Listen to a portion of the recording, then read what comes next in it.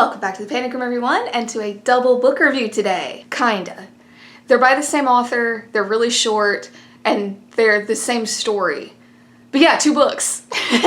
First, these books were sent to me by my very dear friend, Bunny and Mr. K, and you guys should check him out. He's hilarious. I've mentioned him before, and I'll say it again. Go for the Bunny.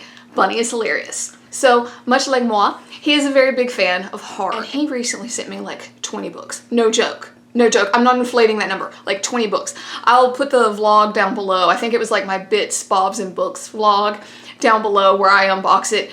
It was a lot and it was like Christmas. So these books are in there and they are by J. David Osborne, and it was Black Gum and A Minor Storm. First, can we take a look at the cover?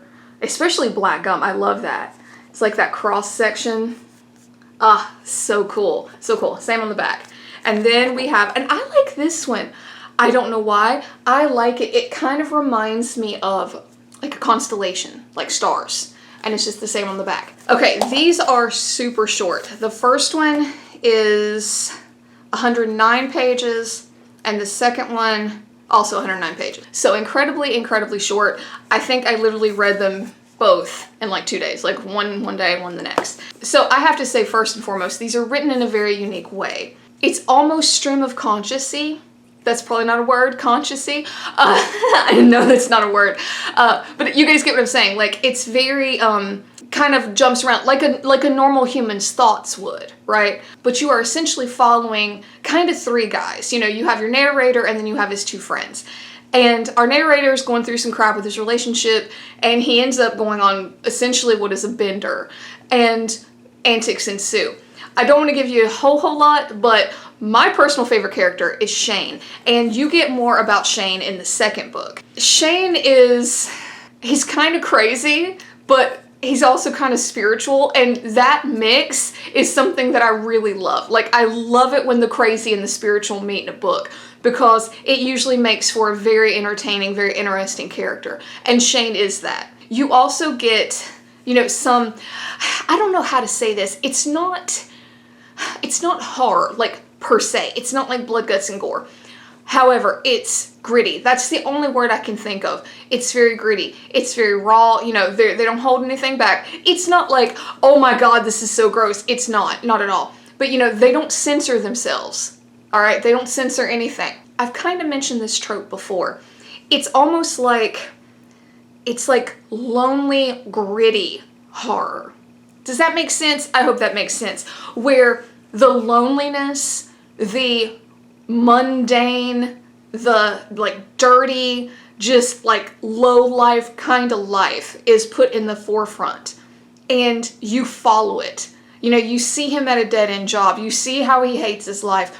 All of this. That's what I'm getting at with these books. I feel like if you read horror, if you read these kind of books, you've faced this before.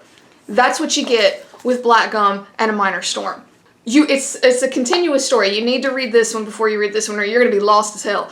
So, I really have to say I enjoyed this, but I can see where this type of writing isn't going to be for everyone. I can see where some people are going to be like, can't follow this. This is too tough. It's not hard to follow, but you really need to pay attention. Okay? It's not an easy type of book to read. And I don't mind that because it's a different reading experience, and I'm usually always up for that. So I enjoyed that. However, you know, I even mentioned on my Goodreads review that I don't think this type of writing is going to be for everyone. I think you kind of have to enjoy this particular flavor in order to get through a book. Even though it is really thin, you're going to have to enjoy this type of writing. Now, that same style is also present in the second book, but to me it was to a lesser degree. Now, I've thought though, is it truly to a lesser degree, or is it because I was used to it from reading the first one? Don't know. To me, the second one was easier to get through. And guys, it was so weird. I found myself getting sucked into this story, especially Shane, because like, I want to know where this comes out. And when I've read the first one, I was not thinking I was going to feel that way. I was like, oh, it's an okay story. But by the time this one wrapped up, I was like, okay, I need to know what's happening with Shane, because there's some strange shit going down. And yeah, it kind of sucks you in. And if I had to think about it, there's really nothing that I could get across to you that would make you see why I got sucked in, I guess. There's a few parts here and there, But for the most part, it's just this like very mundane, like he goes to work, he's worried about money, he's taking this drug, you know, but it's just something about the way, you know, you're following the story that you want to keep going. Like you want to see like, okay, is this going to end for this guy? Is it going to get better? And then it starts going kind of off the rails towards the end of the second book where there's some like out there kind of stuff happening and you're not really sure where it's going to come out at. So guys, that is really about it. I don't want to give you a whole lot of details simply because these are very unique and I had never heard of them. Comment down below if you have, because I would love to know your thoughts. You know, is there more by this author? You guys know I don't do any research. I don't look up anything, so you guys get my raw reaction. Is there more from this author?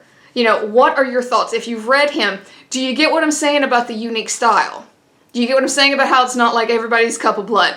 Because I really feel like that. However, you know what?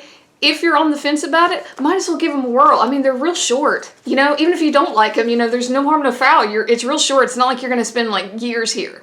So guys, that is it. Thank you so much for coming back to the Panic Room for another book review. And don't forget, comment down below. Tell me if you have heard of this author, if you've read this series. What do you think? Is there more to it? Do I need to run out and get the next one like today? Let me know down below. And guys, if you like this, please hit like, hit subscribe. It would really help me out. And until next time, bye for now.